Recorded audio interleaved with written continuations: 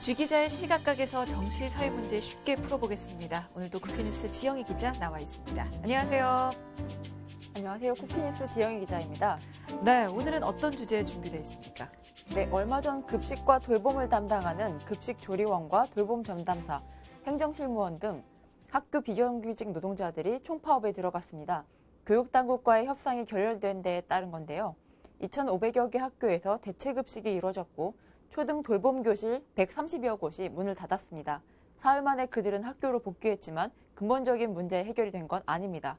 그래서 학교 비정규직 노동자들이 원하는 건 무엇인지, 또 왜 비정규직 문제는 해결되지 않는 것인지 살펴보겠습니다. 네.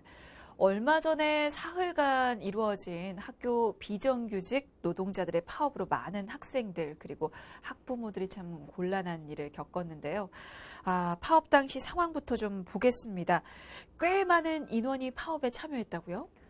네, 맞습니다. 지난 7월 3일 파업 첫날 참여 인원은 교육부 주산 2만 2천여 명으로 전체 교육 공무직의 14% 정도입니다.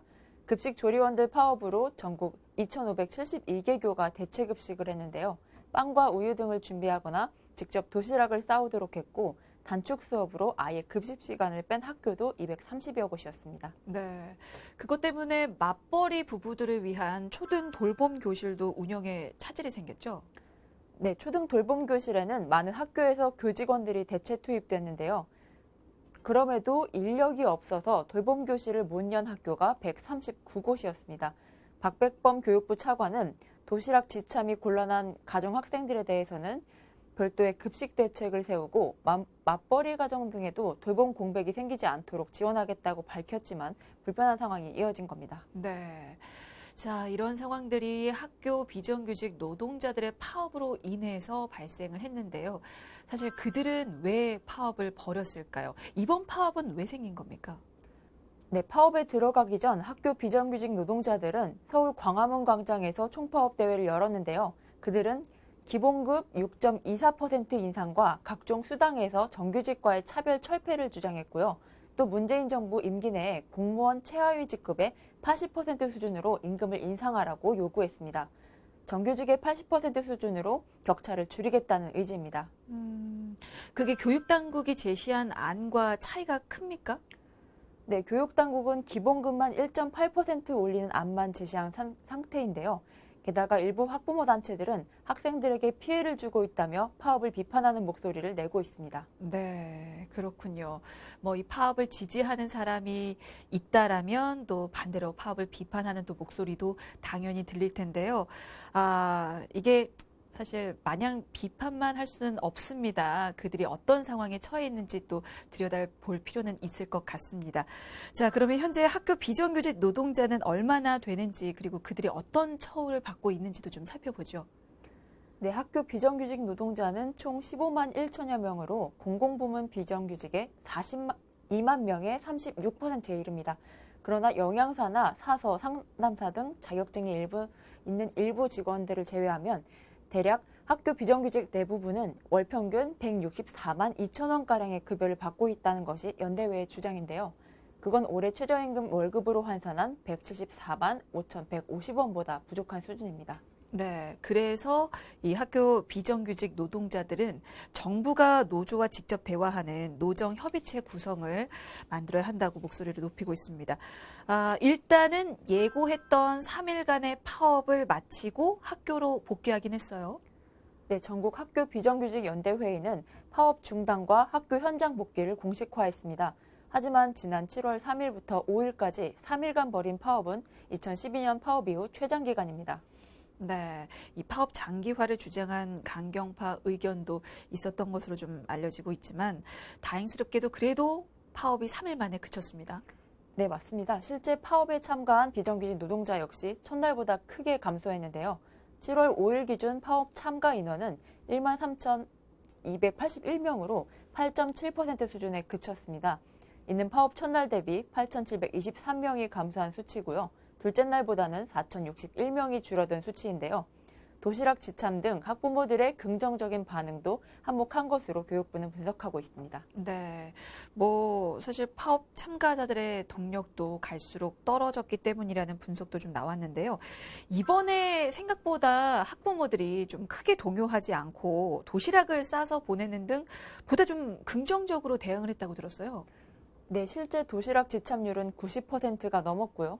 여기에 대체급식과 차분한 교육부의 대응 전략도 급식 파동을 잠재웠다는 분석이 있습니다. 교육부 관계자에 따르면 파업 기간 급식 정상 운영은 83.1%에 달했고요. 대체급식은 13.1%, 급식을 실시하지 않은 학교는 3.8% 수준에 그쳤다고 밝혔습니다. 네. 큰 파동은 없어서 정말 다행인데요. 이게 급식 말고도 돌봄 교실 인력도 파업에 참여를 했습니다. 근데 마찬가지로 큰 대란은 없었던 것으로 파악이 됐죠. 네, 돌봄 교실 역시 큰 대란은 없었습니다. 전국 시도교육청 중에 62개교만 돌봄 교실을 운영하지 못했는데요. 강원도 23개교, 전북 23개교 등에서 실시하지 못해서 돌봄 미운영은 0.1% 수준에 그쳤습니다. 네. 사실 이번 파업이 미리 예고됐던 탓에 큰 대란은 없었던 것 같은데 어떻게 보면 연례 행사처럼 좀 이런 파업들이 이어지고 있어서 학부모 불만이 고조되고 있는 것 같습니다. 앞서서도 얘기했지만 지금 역대 최대 규모였잖아요. 네, 이번 학교 비정규직 파업은 역대 최대이자 최장 규모였습니다. 2017년 파업 때는 참가자가 정부 추산 이틀간 3만 5천여 명이 참여했습니다. 그렇군요. 그래서 이제는 교육당국이 적극적으로 좀 해결책을 마련해야 한다. 더 이상 파업이 반복되는 것을 막아야 한다. 그런 주장들이 좀 나오고 있는데요. 이상하게 파업이 계속해서 되풀이되는 것 같습니다. 그건 왜 그럴까요? 네, 교육계는 교육당국이 학교 비정규직을 늘리면서도 조직 및 운용 체계와 임금 수준에 대한 고민은 부족했던 것이 매년 파업 반복 사태를 불러온 한 원인으로 지적하고 있습니다. 앞서 이명박 정부 때는 영어 공교육 강화를 내세우면서 영어 강사를 늘렸고 박근혜 정부 때는 학교 체육 활성화를 강조하면서 스포츠 강사를 늘렸습니다. 체계적인 고민 없이 비정규직을 늘리다 보니 현재 학교 비정규직 직종은 정부 공식 대분류로 15종인데요. 노조 쪽에서는 세부 직종으로 나누면 비정규직 직종이 100여 종에 달한다고 주장하고 있습니다. 네. 비정규직을 아무런 대책 없이 늘리기만 했던 것 같습니다. 임금이라든지 운영체계에 대한 고민을 하지 않아서 좀 문제가 더 쌓였던 것 같은데요. 3일간의 파업은 일단은 일단락이 됐지만 그래도 불씨는 좀 여전히 남아 있습니다. 학교 비정규직 노조가 2차 파업을 벌일 수도 있다고 했죠. 네, 그렇습니다. 이제 공은 시도교육감 협의회로 넘어갔습니다. 전국 시도교육감 협의회 총회에서 학교 비정규직 파업과 교섭에 대해서 어떤 논의가 진행될지에 따라서 새로운 국면이 예상되는데요. 학교 비정규직 파업에 대비해서 현장 총괄 지휘를 맡은 박백범 교육부 차관은 연일 현장을 찾아서 교육 공무원직 주장에 대해서 근본적인 대책 마련을 위한 범정부적인 협력을 약속했습니다. 네, 뭔가 빨리 협의가 이루어져야 할 텐데요. 이 비정규직과 교육당국 간의 재교섭이 좀 파행만 거듭하고 있는 것 같는데 이게 아예 진전이 없는 겁니까? 네, 전국 학교 비정규직 연대회의와 교육당국은 지난 9일 오전부터 세종시에 있는 전국 시도교육감 협의회 사무국에서 재교섭을 시작했지만 교육부 관계자 교섭위원 참여를 놓고서 파행을 빚었습니다. 연대회의 측이 집단교섭의 주 사용자는 교육부인 만큼 교육부도 교섭위원회로 참여하라고 요구하면서 주요 현안에 대한 논의는 시작조차 못한 채 교섭이 중단됐습니다. 네, 그에 대해서 교육부 측은 어떤 반응을 보이고 있습니까? 네, 사용자는 교육감들이기 때문에 교육부는 직접 교섭할 수 없다며 이미 광주 등 대표 교육청 관계자들로 실무 교섭단이 꾸려졌기 때문에 우선 교섭을 이어가자는 입장을 보였습니다. 그리고 이후에도 같은 상황이 반복되고 있고요? 네, 그렇습니다. 이틀째 교섭도 같은 문제로 정회와 속행을 이어가다가 아무것도 합의에 이르지 못한 채 마무리됐고요. 양측의 교섭위원들은 16일 같은 장소에서 다시 만나서 논의하는 것으로 향후 일정에 대해서만 합의했습니다. 그러니까 결국에는 사안을 논의조차 못한 거네요? 네, 맞습니다. 연대회의와 교육당국은 기본급 6.24% 인상, 근속급, 복리후생비 등 비정규직 차별 해소와 임금을 공무원 최하위직급의 9급의 10% 수준으로 올리는 공정임금제 시행 등의 사안을 놓고 교섭을 진행할 계획이었습니다. 하지만 논의하지 못한 것으로 알려졌습니다. 네. 이걸 빨리 해결하지 않으면 2차 파업이 또 벌어질 수도 있고요. 그리고 파업이 장기화가 되면 어쨌거나 피해를 보는 건 우리 학생과 또 학부모 몫일 텐데, 그 와중에 또 교육부와 교육청은 서로 책임을 떠넘기는 모습을 보인다고요? 네, 교육청은 지방교육재정교부금을 교부할 때 총액 인건비 비율을 교육부가 지정해주기 때문에 학교 비정규직 임금을 갑자기 늘릴 수는 없다는 입장입니다. 이에 교육부는 교육청이 이미 매년 총액 인건비를 기준보다 30%에서 40% 초과해서 집행하고 있으며 편성과 집행은 교육감 권한에 맡겨져 있다고 반박하고 있는 상황입니다. 네, 그러니까 뭐 서로 결정할 수 없다는 것 같습니다. 자, 그리고 의원 시절에 학교 비정규직 차별을 없애겠다면서 교육 공무직법을 대표 발의했던 윤해 부총리 겸 교육부 장관에 대한 비판의 시각도 있죠. 네, 윤해 부총리는 2016년 12월 자신의 블로그에 아무리 비정규직이라도 서울에서 일하면 100원을 받는데 대전이나 광주에 있다고 70원만 받는다는 것은 개선되어야 할 일이라며 교육공무원법을 통해서 근로조건 차별을 없애고 동일한 조건에서 근무할 수 있도록 기준을 세워야 한다고 적었습니다. 하지만 이번 파업 사태 이후 입장을 드러내고 있지 않아서 비판을 받고 있습니다. 네. 자, 이렇게 학교 비정규직 노동자들이 다른 공공부문 비정규직 노동자들과 함께 대규모 총파업 대회에 참여했습니다. 2,500여 개 학교에서 대체 급식이 이루어졌고요. 그리고 초등 돌봄 교실 130여 곳은 문을 닫았죠. 또 재파업이나 장기화 가능성도 배제할 수는 없는데요. 사실 문제는 이 학교 비정규직뿐만이 아닙니다. 다른 부분의 비정규직 문제도 해결이 필요한 상황이기 때문에 좀 이 부분도 살펴볼 필요가 있을 것 같습니다. 일단은 문재인 대통령이 취임 후에 바로 인천공항 비정규직 근로자들을 찾을 정도로 이 일에 좀 열정을 보였잖아요. 네, 문재인 대통령은 취임 직후 공공부문 비정규직 제로 시대를 약속했습니다. 공공부문에서 우선적으로 비정규직을 없애고 민간으로 확대해 나가겠다는 취지였는데요. 이후 공공부문 비정규직, 정규직 전환 가이드라인을 발표하는 등 급물살을 탔고 그동안 비정규직이라는 이유로 차별을 받았던 노동자들이 가지는 기대 역시 컸습니다. 근데 이게 초반에는 상당히 빠른 속도로 정규직 전환이 추진됐던 것으로 알고 있거든요. 네, 기대만큼이나 정부의 추진력도 상당히 빠르게 속도가 붙었는데요. 문 정부는 출범 직후에 국가일자리위원회를 설립하고 일자리 100일 플랜을 발표했고요. 바로 공공부문 비정규직, 정규직 전환 가이드라인을 발표하며 구체화했습니다. 네, 그 이후에 집계된 공공부문 노동자는 얼마나 될까요?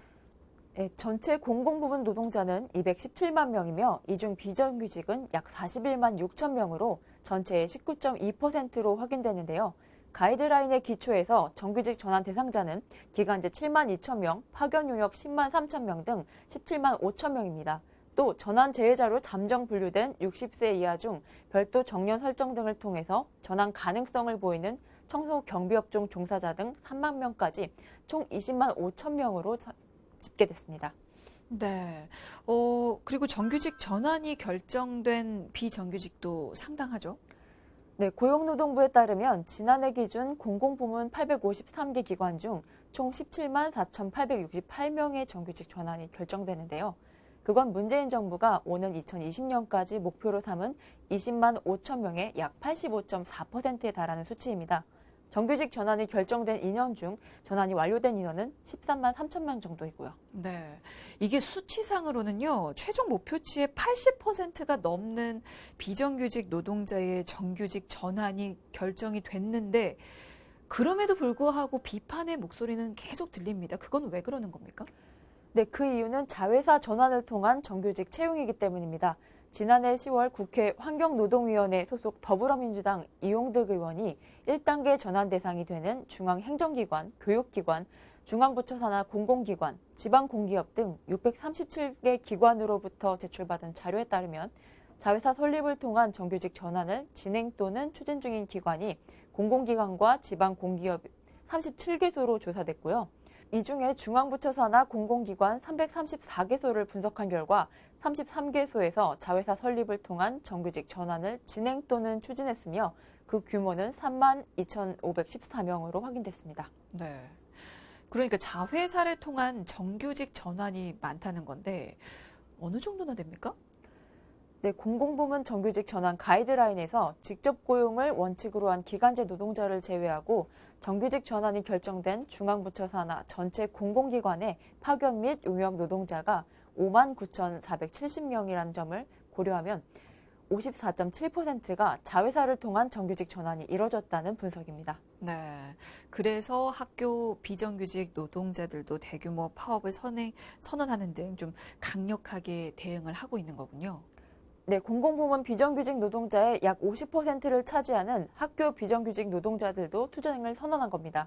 전국 학교 비정규직 노동조합은 삭발시까지 거행하면서 학교 비정규직을 당당한 교육의 주체로 인정해달라는 취지의 학교 비정규직 법제화를 촉구하기도 했습니다.